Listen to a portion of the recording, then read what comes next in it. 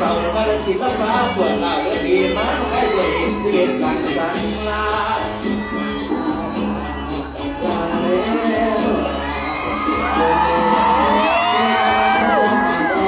ลูกคนพ่อลูกคนเร็วเก็บผ้าพ่อต้องจ้า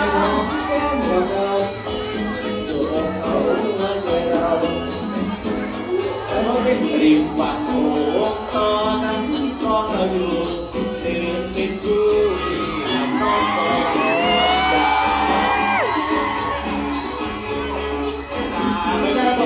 ก่อนต้องและบอลแก้เขาเก็บก่อนบอลเบาอยู่บ่อยอยากที่งอยอ่อนอ่อนและกองพ้นหัวจะย้อนไปห่วงเขาหรือไม่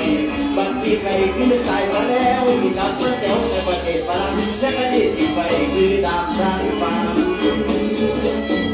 จะวันกับเดือนแต่เดือนลางลาต่อไปที่นาไปเดือนยังฟ้าที่ขาดดวงดาวบอกว่ารู้ไม่ทิ้งดวงน้ำเปล่าชื่อจริงเกิดดาวสาวน้องชายไปดาวรถให้ไปนาฟ้าร้องกลางฝนก็ตกรำเศร้าเย็นนี้มาอยู่ในใจ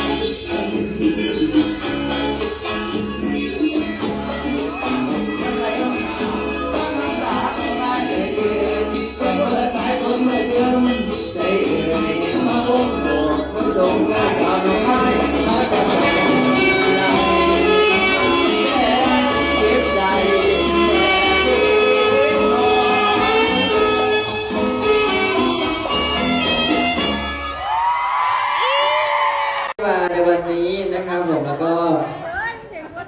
จบลงเป็นที่เรียบร้อยนะครับผมกับปีแรกนะครับผมที่ทุกคนรอคอยมานานมากก็สิ่งที่ทุกคนให้มาเท่าไหร่นะครับ ก็ขอให้กลับไปได้100 เท่าพันเท่าเลยนะครับแล้วก็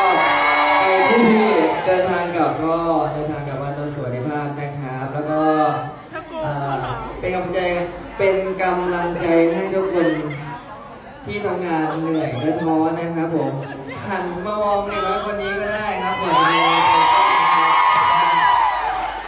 ยังไงก็แม่บอกว่ายังไม่กลับเพราะว่ายังไม่ได้ลายเซ็นยังไงก็ฝากทุกคนนะครับผมดูแลเด็กคนนี้นะครับไปเรื่อยๆนะครับผมไม่ว่าจะนานเท่าไหร่ก็ขอให้อยู่เคียงข้าง